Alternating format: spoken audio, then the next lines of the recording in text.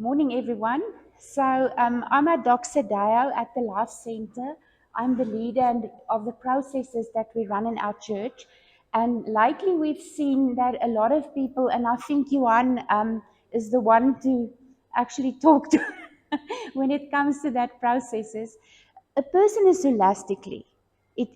A person is body, soul, and spirit. And to get him to change his mind, we have to go into the whole being of a human being. And what we decided as a church that to reach out to community, we need the church people, the congregation members, to see and to know what is around them as well. So we started to launch a street store. Now, street store is both an international project. So the person that was originally formed this process is not known to me. I don't know him at all. But I've looked at a few videos where Street Store was launched in the communities of Cape Town and Bloemfontein and places like that, and all over internationally outside our borders.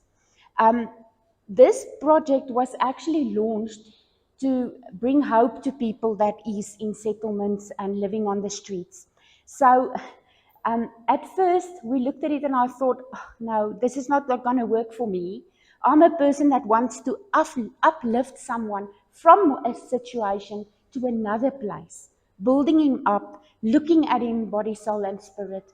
And this is like maybe just a physical reach out. But then we sat and we said, we want to do it differently. So, Street Store, originally, I'm going to explain to you what it is about and then how we look at it. Okay, so it's got two sides. The original process was just to give to the poor a set of clothes on this one day that was launched in the community. Then people would get involved in a pre-process where they would bring all their clothes and stuff, and people will order it and put it in boxes with sizes and whatever. And then on that day, you would have say, a fence full of cardboard hangers where certain of these clothes would be hung. And then a person could come into the gates and they could go and fetch themselves a set of clothes, trousers and shirts and shoes and socks, whatever is available. Now, in some situations and in some places, there's even shops that get involved and they give like new clothes. There still is a price tag on it. So that's how far it really goes.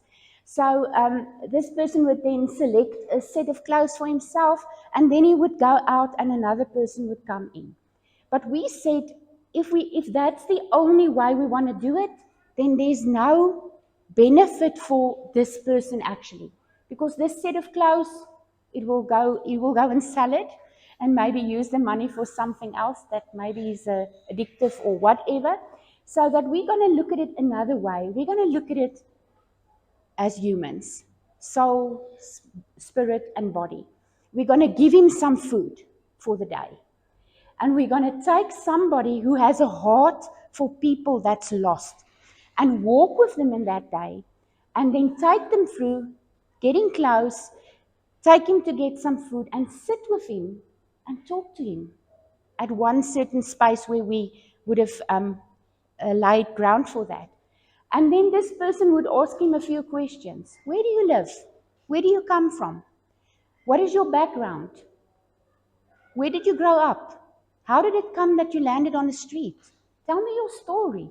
And then this person would share Jesus, the good news, with this whole heart, wishing and praying that God will just give him the revelation of his love.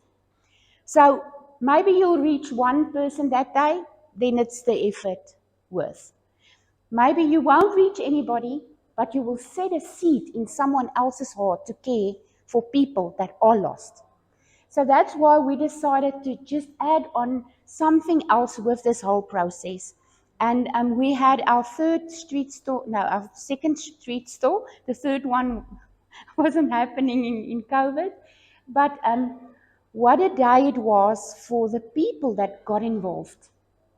The people who learned that you can get a heart for the lost, and the brokenness in our city.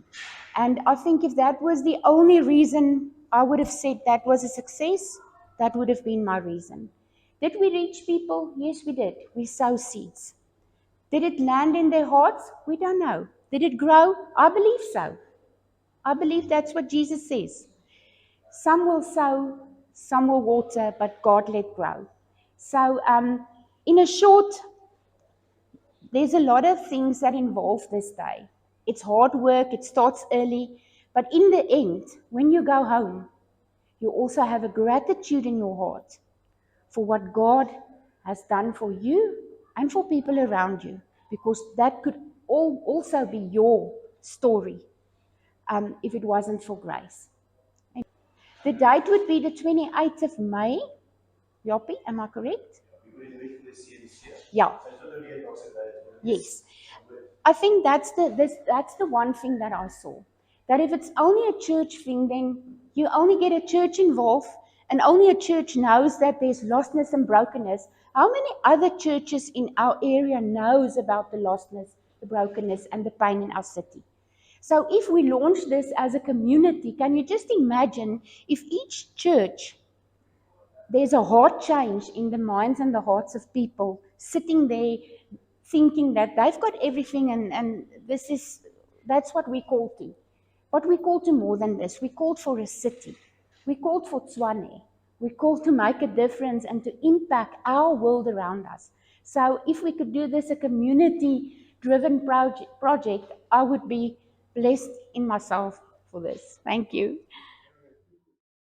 Please consider mobilizing your church, your ministries, and your community around you to become part of this great project, and contact Irene to get involved.